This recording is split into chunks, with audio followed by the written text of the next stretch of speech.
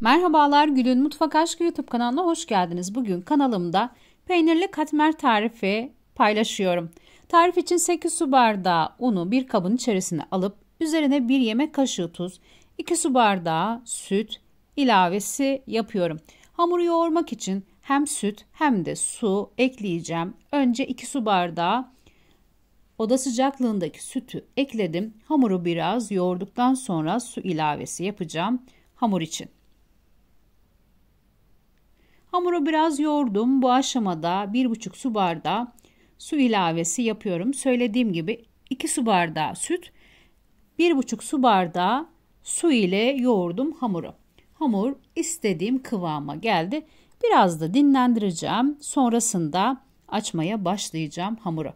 Hamuru kenara alıp peynirli iç harcını hazırlamaya geçiyorum. Tarif için 200 gram köy peyniri kullandım.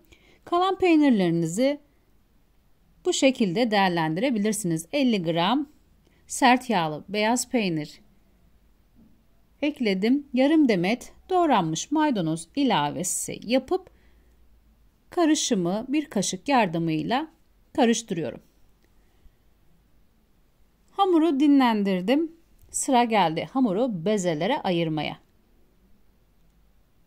Hazırladığım hamurdan keserek 8 tane beze çıkartacağım. Hamuru önce ortadan ikiye kestim. Sonrasında parçalara ayırıp 8 tane beze yapacağım hamurdan. Hazırladığım bu güzel lezzeti herkes pratik bir şekilde yapabilir. Sadece biraz hamur açmayı bilmesi yeterli. Hazırladığım bezeleri bir tepsi içerisine alıp üzerini kapatıyorum. Üzeri kurumasın diye.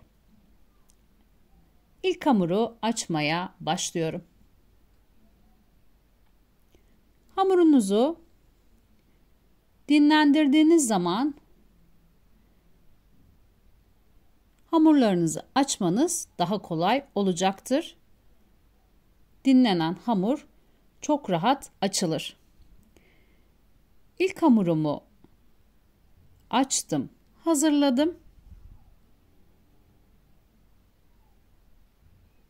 Hazırladığım hamurun üzerine zeytinyağı ilave ediyorum. Toplamda tüm hamur için kullandığım zeytinyağı miktarı 1 çay bardağı.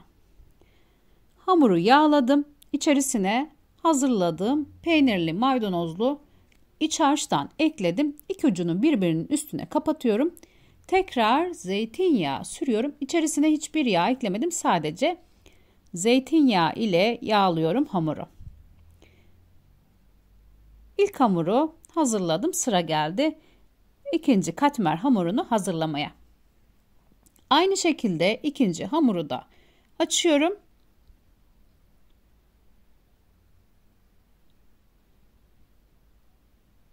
Açtığım hamurun üzerine zeytinyağı gezdiriyorum. Açtığım hamurun uçlarıyla yağı dağıttım. Üzerine peynirli harçtan ekleyip iki ucunu birbirinin üzerine kapatıyorum. İçerisinde peynir eriyor. Kat kat katmerle inanılmaz lezzetli oluyor. Tekrardan yağladım. İlk ucunu birleştirdim ve kenara alıyorum. Tüm hamurları aynı şekilde hazırladım. Son hamuru da tekrardan sizleri çok yormamak adına sadece son aşamasını gösterip pişirme kısmına geçeceğim. Son hamuru da yağladım. İçerisine peynirli harçtan ekleyip İlk ucunu birbirinin üstüne kapatacağım ve son katmeri de hazırlayıp kenara alacağım. Bu aşamaya kadar izlediniz. Gayet yapımı kolay. Söylediğim gibi biraz hamuru açmayı bilmek yeterli. Sıra geldi katmerleri pişirmeden önceki açma kısmına. Hamurların kenar kısımlarına oklavayı bastırarak hamura şekil veriyorum. Hamuru bu aşamada inceltmeniz çok önemli. Bu aşamada kalın yaparsanız katmeriniz de kalın olur. İçerisinde peynir olduğu için her tarafını aynı eşit incelttim. İçerisinde olan peynir dağılmıyor.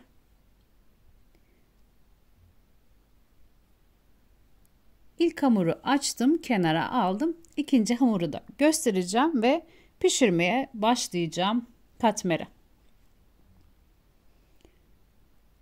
Sizlere detaylı bir şekilde göstermek istedim. Çok da yormamak adına tüm hamuru açıp göstermedim. Sadece iki hamuru sizlere nasıl açtığımı, kenarlarını incelterek pratik bir şekilde nasıl yapacağınızı gösterdim. Sıra geldi pişirmeye.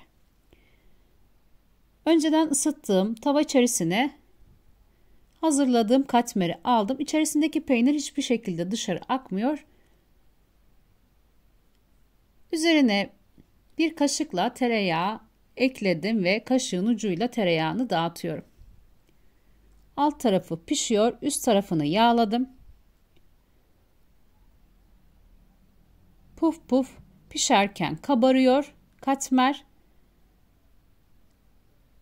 Her tarafı eşit pişsin diye çevirerek pişiriyorum.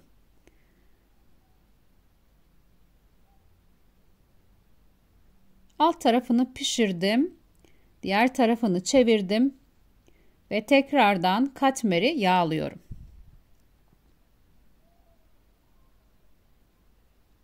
Gördüğünüz gibi iki tarafı da pişti. Ocaktan alıp diğer katmeri ocağa aldım. Tekrar aynı şekilde üzerine yağ gezdiriyorum. Alt tarafı pişerken hem bu şekilde kurumuyor hem de daha güzel kabarıyor ve daha güzel nar gibi kızarıyor.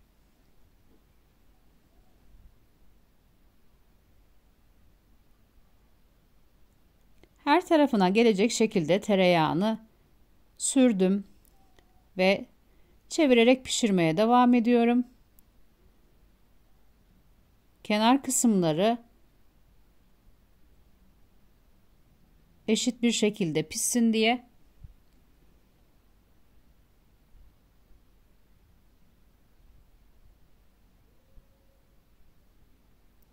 gördüğünüz gibi içerisine eklediğim peynir eriyip dışarı taşmıyor. İçerisinde erimeden kalıyor. İçerisine eklediğim peynir yağlı bir peynir olmasına rağmen hiçbir şekilde dışarı akmadı. Tekrar tereyağı ile yağladım katmeri. Tüm katmerleri aynı şekilde pişireceğim. Hazırladığım bu katmer de son katmer. Sizlere gösteriyorum.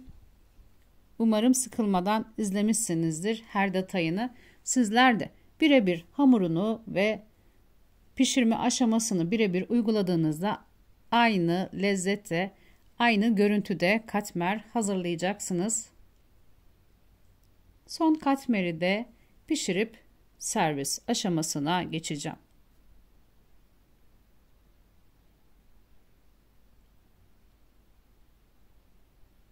Tekrardan tereyağı ilave ediyorum. Her katmeri gördünüz. Altını üstünü aynı şekilde tereyağı ile yağladım. İçerisinde zaten zeytinyağı ilavesi yapmıştım.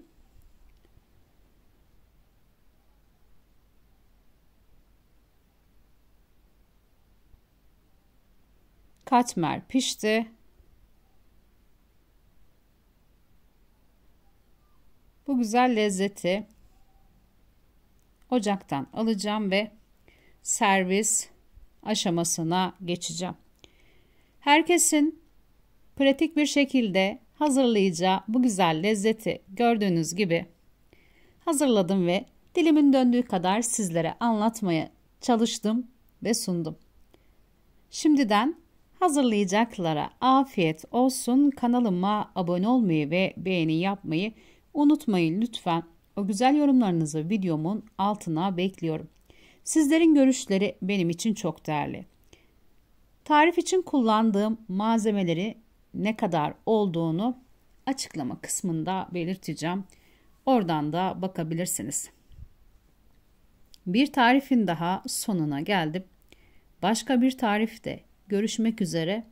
Herkese sevgiler sunuyorum. Tel tel peynirli kıvamı yerinde bir katmer tarifi kanalımda sizleri bekliyor olacak. Herkese iyi seyirler diliyorum.